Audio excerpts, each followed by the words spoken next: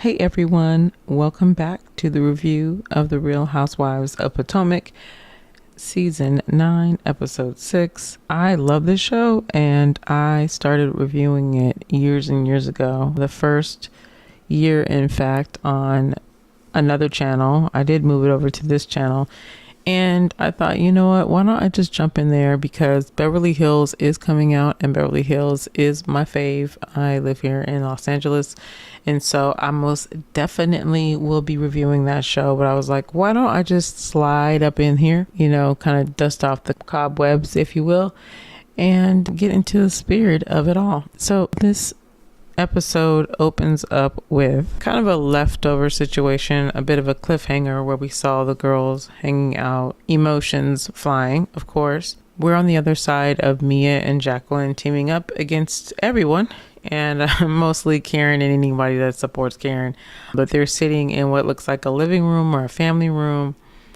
This is Karen disgusted with the two, and at this point Stacey says, Jacqueline and Mia are telling us that you need to go to rehab. Karen and these facial expressions, like clearly she doesn't have any Botox in her face, because she is able to use every bit of the landscape of her face, and I am impressed.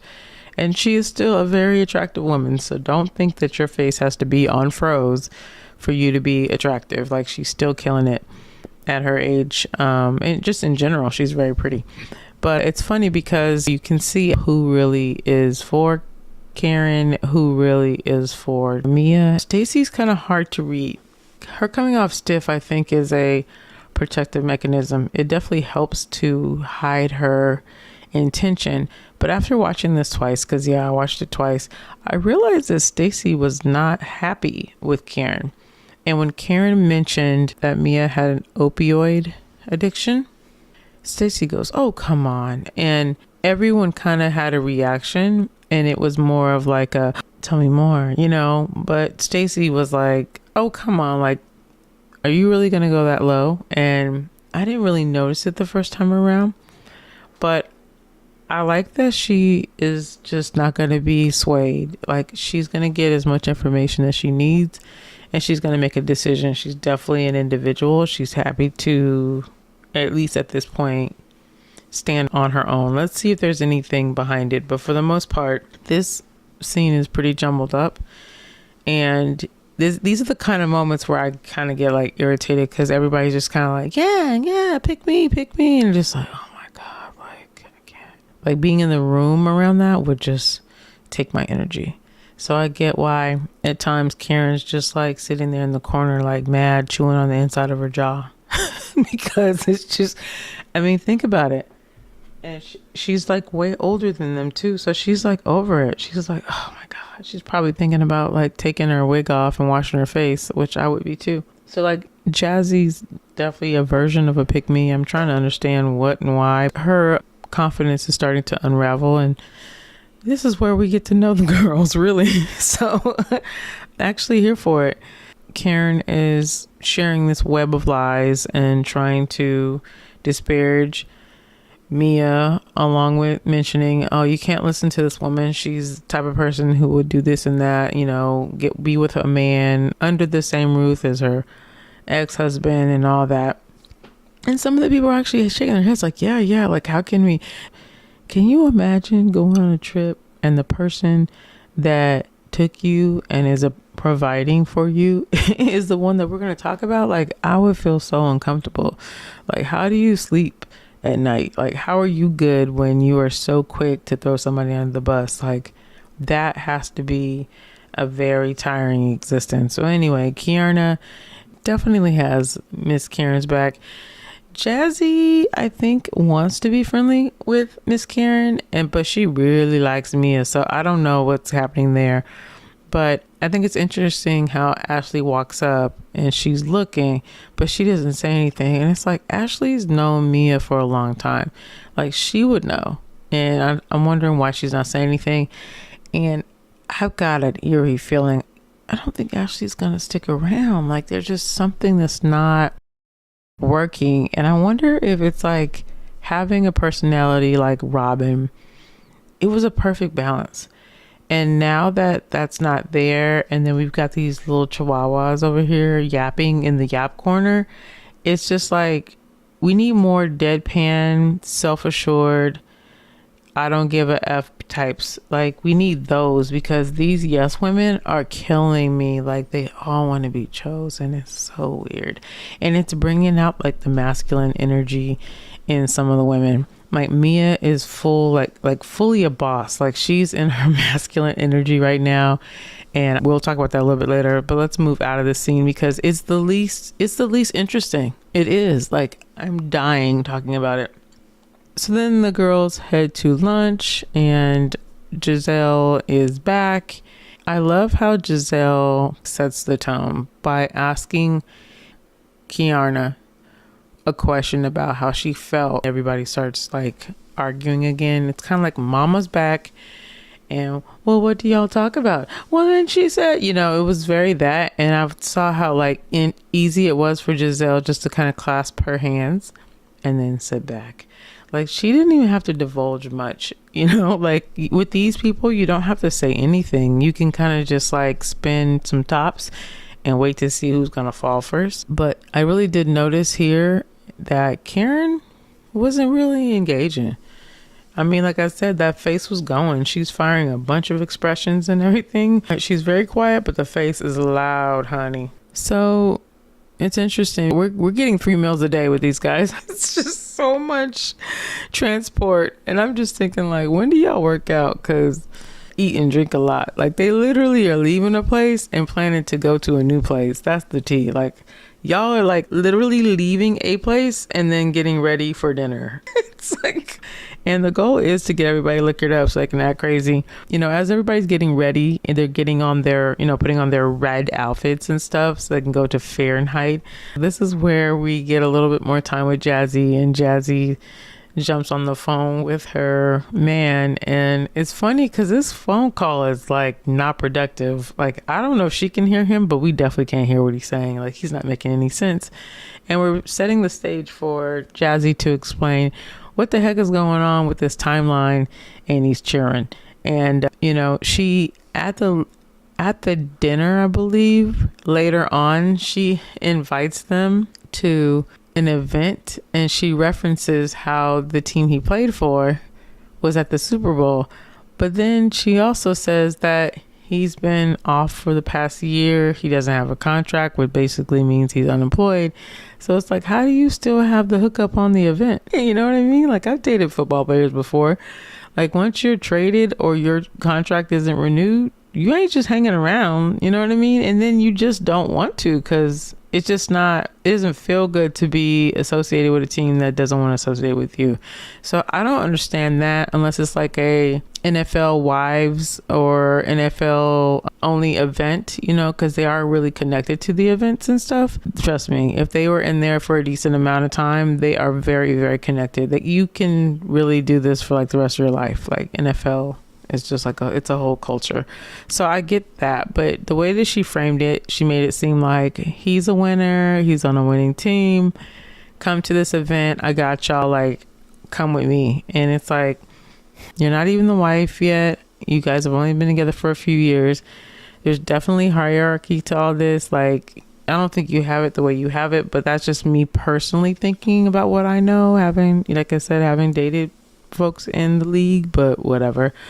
Moving on to her describing the timeline. And so even her own homegirl, Mia, says, she goes, I heard her tell this story 8 different ways. And it's kind of funny because she don't even know what version of the story she's saying. And later on, and I'll just say it now, Giselle's like, girl, just say he cheated on you and you want to be with him and he got 2 beautiful boys out of it, and that's just what it is. And at the end of the day, I think that also is something that Giselle has been able to do herself. Like, she has dealt with an unfaithful man, you know, and a lot of people get this thing messed up. And I think it's just youth, because I'm just now realizing this whole you can't keep a man thing. And, you know, that right there, to be honest with you, for a lot of women that's had enough, is a choice. Like, you can keep one, but at what cost, right? Because if you think about it, it's very rare that people have it all. Like, you might have most of the things, but you don't have control over other people. So relationships can be good in spurts, you know, especially if you're with someone for a long time. There are times in life where women, especially mature women, they can decide that I want to embark on this adventure. I want to grow in this area, and there's no room for a relationship. And I don't think we talk about that enough. Like, I don't think that we know how to put that into words. My mother decided to stop dating and I didn't understand it, because I was like, the goal is like partnership for the rest of our lives, isn't it?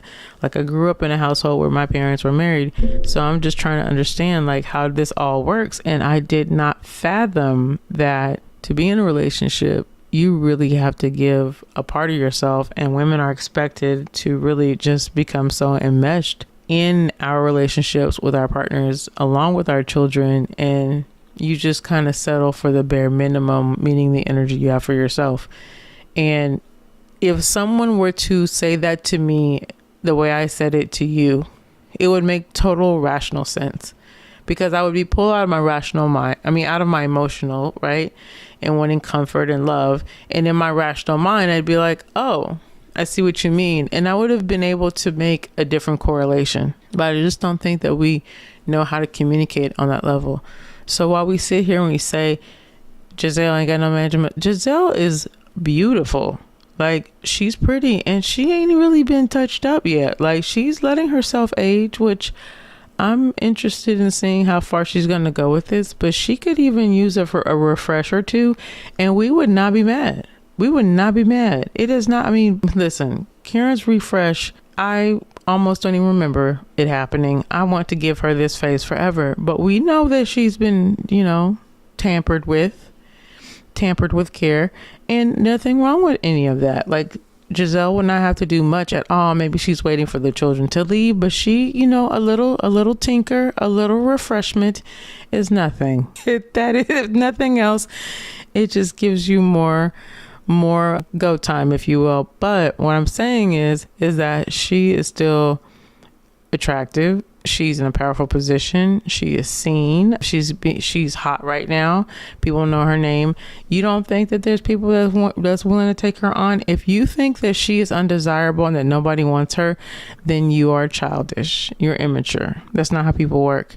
The woman is choosing not to engage, and I see it, especially after you've got a few relationships that fizzled out in front of everybody. Like, it would be best for you to fill out the real thing, because trust me, these male thoughts out here want to get on the shows too, and we'll get into that a little bit later.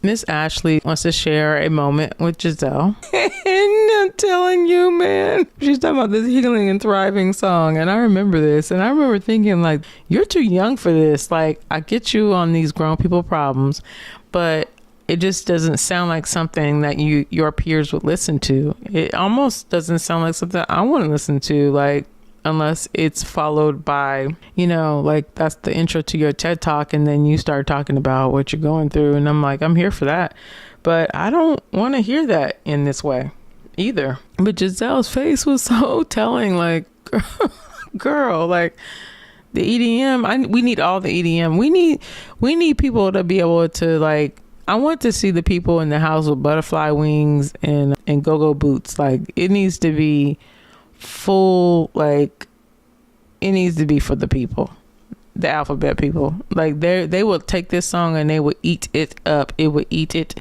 and eat it. Do not try to turn this into some kind of anthem. It is, but it ain't. But give it to the people that's gonna do something with it. And I'm telling you, like, the gays and the ghouls and everybody in between, they love this. This could be, it has potential. So don't play with yourself and think it's going to be on like some R&B station. Please don't do that to us. In the Sprinter, headed to Fahrenheit. Oh, but before we go, I thought it was funny because Karen dressed up in this, what do they used to call these dresses? Yeah, bodycon dress. It's giving 2010, but it's still cute, and she looks really nice in it. She looks very youthful. She looks great. Posture's great. Joints look good. No, I'm just saying, like, you know how when people get older, like, muscle tone tends to wane, and people start to look a little feeble. And I'm telling you, this woman has got something going on, and I think she could fight too. She's very spry. But Mia's like a ho ho ho, and Karen's like a hoe would know. It's just like, Karen needs her own show where she can curse, because I feel like I think she's a full-on sailor. I don't think she play fair either, and I think that a lot of times she's just really trying not to tee off the FCC. They're in the Sprinter van and they're playing that stupid game, FUCK, marry and kill. And here's my thing. Like, we keep switching the girls out. When are we going to switch out these producers? Because y'all have been working on these shows forever, and it shows. Like, you all need to be replaced. Stop bringing in the same people. You guys do the same thing over and over again. Even culturally, this isn't something that we do. We don't do this kind of stuff.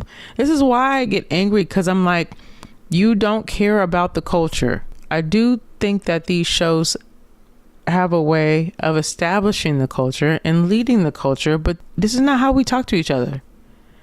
This is not conversation that middle-aged women are going to engage in. And this is so infuriating, because at the end of the day, they want to stretch them out and have them do things that white women do. It feels so awkward all the time.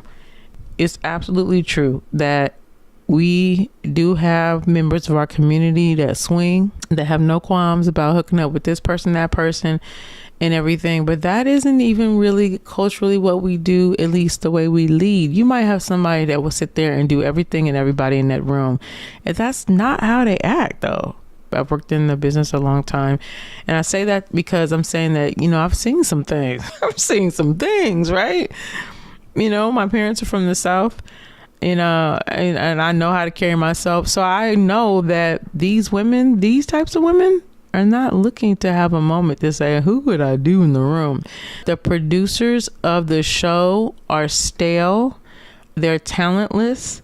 They have no connection to real life. Instead of going from show to show, why don't you guys go home and live some life, especially for the non-white shows? We need to have black people on these shows, or force these white people to go and stay in black environments. Get to know your talent. Get to know what is interesting, what is funny, what is becoming. Let them lead the conversation. In all these years of reality television, it's like everyone stopped thinking of cool things with the invention of the damn portable stripper pole. It's just tired. It's tired as hell. When people talk about reality TV is tired, we get fresh batches of people every day willing to make a fool of themselves. It's the producers that suck. The producers suck. It's not rocket science. It's not a talent issue. It's the producer issue. And so I'm going to move on. I think I've said my piece enough. So anyway, Stacey is having a conversation with Giselle about her relationship with her man. And she's like, he's a devout Christian. He doesn't want to do anything before marriage. I could see myself saving a conversation about someone who was saved, someone who wanted to save themselves for marriage. I could see that, discussing that with somebody who used to be a former first lady. Like, what are we doing right now? And I'm like, have you walked so far away from your role at the church? And I'm assuming whatever you taught your girls, where you don't see the beauty in this, whether you think it's real or not. There are some people that I think that look at her like, well, that's Pastor Jamal Bryant's ex-wife. And even, here's the thing. I understand that church is a business. My dad was a pastor. I grew up in the church. It most definitely is a business, okay? But there are people who really believe the word. There are people who really believe what they're saying, what they're doing. They really feel like they were called to do this, and they are not playing with anybody. Those people are special, and those people are very rare. But you still want to believe that if someone, again, like I said, you can't have it all, but in a moment of time of your life that someone was the first lady at a church that I went to, I would like to believe that she was acting in a way that first ladies do. That's your job. It's not my job. I don't want the job, but that's your job. So even if you're in the world now, you're no longer in that space, Perhaps you don't live the Bible 24/7. If I come to you with something that's where I'm speaking the same language that you are familiar with, I would expect it to be well received. I would not expect for you to be cackling and laughing the loudest, because everyone didn't have that same reaction. They didn't. And I get the whole, you gotta try it before you buy it, and what do you do? Like, the level of detail on what they do or don't do was concerning, because I'm like, why do you want to have them images in your head anyway? Like, I don't sit here and discuss all the things I do and don't do with my friends, you know? I mean, some women are loose like that, and they have them little moments or whatever, but I'm not really trying to sit here and advertise first and foremost. But number two, once I talk to you about all the things I'm doing with him, what are we going to talk about? Like, I just really honestly don't know, like, where some of these conversations come from, unless they're very matter of fact. But, you know, for her to like, well, do you do this and do you do that? And I'm just like, well, why you want to know? I'd be like, why you want to know? You know, and let me break this down. She talks about her man being an actor. And people are like, well, is he an extra? You know, it's just like, first of all, let me tell you, most working actors, you will never know their name.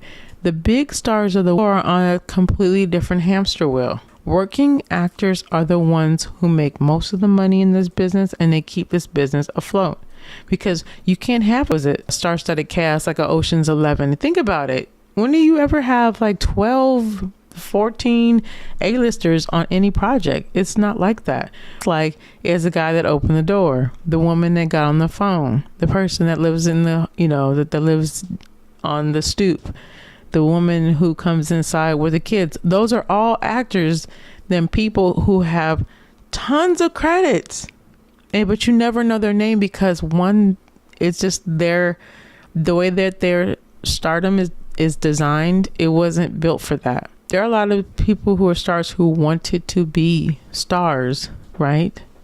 Stars first, actors second. But there are so many working actors in this business that you don't even realize are, you know, who've been in like 100+ films, and no one knows their names. Netflix had a really amazing documentary about maybe 5 or 6 years ago. I think it's called Working Actor, that broke down the whole working actor archetype and basically said, hey, these are people that you've seen, but you didn't know their names. And I was thinking like, oh my gosh, like I am ignorant like that too. Like, I don't realize that there are so many people who are booked and busy all the time, but we'll just never know who they are. I just think that maybe Stacey should have explained better on how most roles, like 90% of the roles that are in films, are pretty much populated by people whose name you don't know. I haven't even Googled him yet. I haven't IMDb'd him yet, but it's likely that he works all the time. But also consider that we had a strike, and that many of us didn't work for a few years, and some still haven't. So who knows where his work history. But I will say this, it is starting to give fake bae. When Wendy says that Giselle is somebody that she would want to do something to, I was like, confirmation, because I've always thought that Wendy wanted to be friends with the Mean Girls. That's just it. I always thought that she wanted to be cool with Giselle, and not because Giselle is so cool, but there's something about someone just deciding they don't like you and you wanting to kind of have a problem with them too. I just really think it was that. It's simple as that. You know, I think that Giselle is uber confident. The reason why she works is because her confidence is not inflated. She's very comfortable with herself. I think that has a lot to do with her upbringing. And, you know, Wendy has some insecurities that we've seen. She's a person that you would think, hey, you shouldn't have any insecurities because you've accomplished so much. And so there might be a little imposter syndrome that may creep in there. But I do think that women like Wendy can benefit from being friends with women like Giselle when they realize, once you get past the fact that she accepts you and she's cool with you, like she's probably never going to have a problem with you again. There are times where you think this beef is so intense, and then you get on the other side, you get to know that person. That person's like, yeah, we're good. Maybe most of what I created might have been in my head. I hope that they have enough space where Wendy can realize that maybe Giselle was never really an issue. Maybe she said some things I don't like, But like there's ways that we can resolve that, because a lot of times when people don't like us or we don't like them, it's a whole misunderstanding. There's a couple people that want to kill Jacqueline. We know why. It's very unbecoming for her to talk about what she and Mia doing all the time. And I just think it's safe for us to assume that they're girlfriends, because this is not how friends behave. And again, where did y'all grow up? Because I'm just trying to understand, like, y'all are friends, y'all been lovers, y'all have this unique, relationship. Again, I've been around some wild ones, and they're not always constantly bringing up, we don't care. Like, we already know. It's starting to feel like a little bit like harassment. Like, I don't want to know what you're doing to each other. I didn't ask. You know what I'm saying? And now that you're bragging about it, like, you look weird. It's too much. And I don't know if Jazzy is romantically interested, but still, like, can y'all keep that between y'all? Like, it's so bizarre. Like I said, I feel like Mia's energy is definitely, I think she's in her masculine era. Like she's got a lot of testosterone. It's not sass, it's just like a lot of gumption. And she was like, I'm Mia Moore, baby. I'm Mia Moore. And I was like, that's a whole like tagline. Like, what does it mean? Like, I can take it all and more. This is just Mia. What are you talking about? Anyway, they arrive to the restaurant and they do this really cool thing where they all share like really amazing affirmations for Wendy. And it's funny because I personally think that Ashley's was pretty heartfelt, pretty awesome, and unexpected. And Wendy didn't seem to be really touched by it at all. She just kind of nodded. I just don't think they take her seriously. And I think the problem with her, she doesn't take herself seriously. She just doesn't. And that's unfortunate. So the circle of affirmations are going around and they're getting better and better and better. I mean, it's amazing. Like, these girls are good at this. And then they give it on to Jacqueline. And Jacqueline is like, yeah, when you first met me, it was like, who is this? And I'm just letting you know I'm still here. And I asked this and with all sincerity, is she neurodivergent? And I say this because I am in a category of neurodivergence, and I am definitely high functioning. I'm gonna say it in my best ebonics. She don't get social cues. She don't get them. She don't understand them. She just don't know what to say. Like, why would you think that in this whole love fest we're having, when somebody's trying to get their flowers, or I won't say somebody's trying to, but I mean, she definitely opened up the floor by saying that she didn't know if people would celebrate her. She dang near asked for the affirmations. Hey, no. Do not get upset, because that's what you're supposed to do. If you pour into people and people spend time with you and you are a safe space for other people, then sometimes you have to be like, yeah, this is who I am to you. So give me my flowers. Like, I'm not mad at it. I'm not mad. I promise you. I would say if I was. However, like, Jacqueline, you knew what the assignment was. If you don't know how to act, then I encourage you to model behavior. You know what I'm saying? Like, listen, sometimes we don't know the appropriate thing to do. So copy. Man, I wish I could cuss. It's like, I want to say the B word so bad. Just like, because I feel like I need to say it. It would punctuate some of these thoughts better, because she's a wild one. Anyway, I think she just takes up space, and I'd be glad when they over this little team up. Stacey basically is like, well, what's up with you, Jazzy? And then like Mia's like, damn, okay, you loosening up. And then Karen was like, she didn't loosen all the F up the way she asked me about my charges. And I was like, oh, okay. Because Karen's real combative in that first scene. She wanted to let her know that she knew the severity of the charges. I believe this is Karen's second. Not only is it her second, but she had an accident, which makes it even worse. And the way that the law looks at it is like, well, she hurt herself or maybe property, but next time it could be a person. And we already know that if you commit a DUI and you hit someone, even if it's their fault, you get in trouble because you have the alcohol in your system. They believe that if you were not impaired, then you would have made a better choice. So even if someone runs right into you, then it's your fault if you have alcohol in your system. If you both have alcohol in your system, then you both go out. The reality is that there is something wrong. There is something wrong when you end up in this space again, when you've already been here before, and it should have been a wake-up call. So they're giving you the tools of what to do just in case life gets too hectic. What about the people that have the dang accidents? You know what I'm saying? So like, this isn't anything to play with, and no one, I think, should be kissing her butt, because you kind of think like, well, what did we miss? Like, is there something that we didn't do? Like, you know, just as a friend, people who really do care about you, if they were real friends in real life, it's like, I would be looking at my friend like, dang, did I miss something? Like, what happened? You know, Jacqueline, like I said, didn't know what to do. Karen is like irritated and ready to go home. Wendy is sloshed at the end, and she's like, not only am I 40, but I have 4 degrees. So it's like, okay, there's the Wendy I know. By the time they get in the house, she's stumbling in. The next morning, folks is hung over. Wendy is damn near dead, and Stacey's all perky and fun. And that's just pretty much how that one ends. It looks like we may get to know Stacey's man. Anyway, I hope you enjoyed this review and slight recap.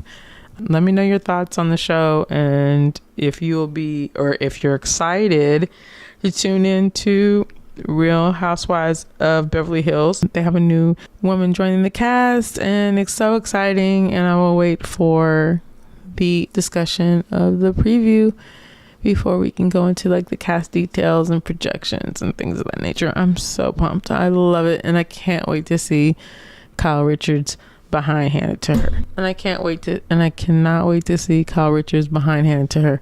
All right then, y'all. Bye.